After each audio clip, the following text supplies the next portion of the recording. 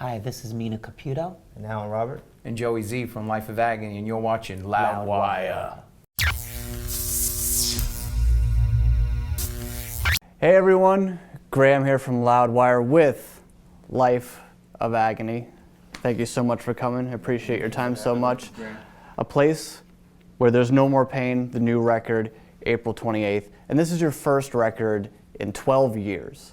So when is it that you realized that in this context you had something more to say?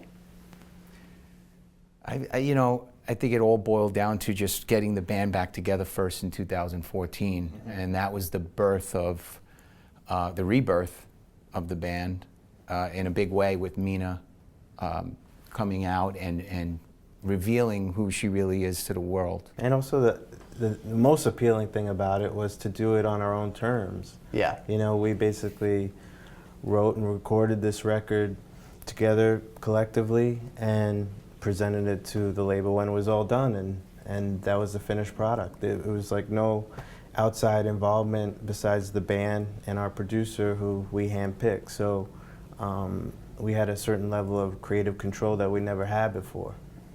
So Mina, how much of this record is really inspired by your transition?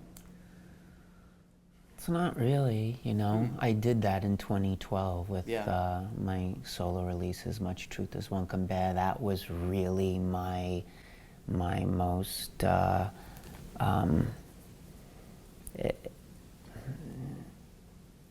protest album. With this record, I think Life of Agony is notorious for generalizing. If you had a private issue, we'd write your issue in a generalized, universal way where you have your personal issue and it rings true for you, but this woman from this part of the world can also relate to how we've written that song. So I think they're universal messages in a sense where, hey, everybody's got a life story, everybody, has many chapters in their private self and their private life, and we've all got a story, and we all need to be loved and respected and honored for the story that we're trying to write out, or the story that's writing us as we go, you know what I mean? So we write in that sense, so there isn't no particular fortune cookie message of, for the lesbian, gay, bisexual, and transsexual community, the LGBT community. Of course, we got their back, and they have ours, but there aren't particular targets that we're targeting at. It's more about being human and about the mysteries of the heart and about the mysteries of soul and the things that we all don't understand as human beings. I feel like this was my apology letter to the boys for lying to them for so many years, for not being completely honest, for quitting the band in '96, not because of musical difference, but because of the differences I've had within my own self. I mean, I drove these guys so crazy our entire lives that I felt like, for me personally, this was like I had a personal vendetta to out-sing myself, outright myself. Every word, every syllable, every consonant, every sentence, every lyric, every harmony, every melody. So much heart and soul went into it. Effortlessly, though. I didn't struggle really with anything, but it's I intended to make this the most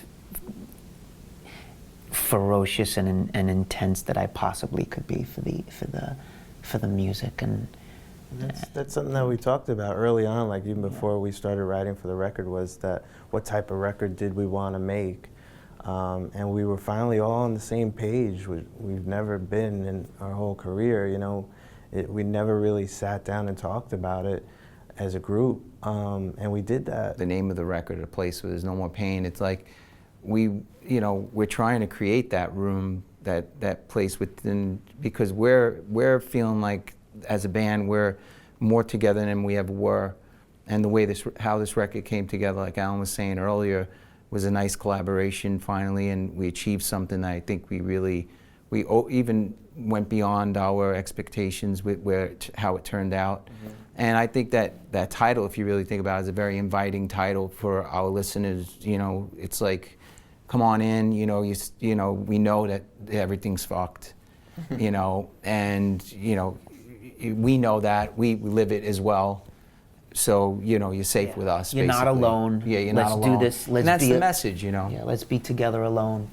Yeah, music is a haven, if nothing else. Music's the And we do ultimate it form for- of religion, really. And the cool you know. thing is we could do it while sounding dark, singing about these dark things, but in the end, and it's been that way with Life of Agony from day one, in the end it's a positive message, somehow. So we have all this dark content. Because it's cathartic, you know, and there's this resonating hope underneath all this dark material, you know, because that's what connects us, and that's what's given us longevity. You know, we haven't made no music in 12 years, and we still pack rooms full of excited people. You know, More excited than ever in a way. It's inspired us Yeah. to make new music. We've been re-inspired because, because this is so much, the love is so intense and the compassion and the understanding. There's a hidden energy of understanding between the music, the band, and the fans.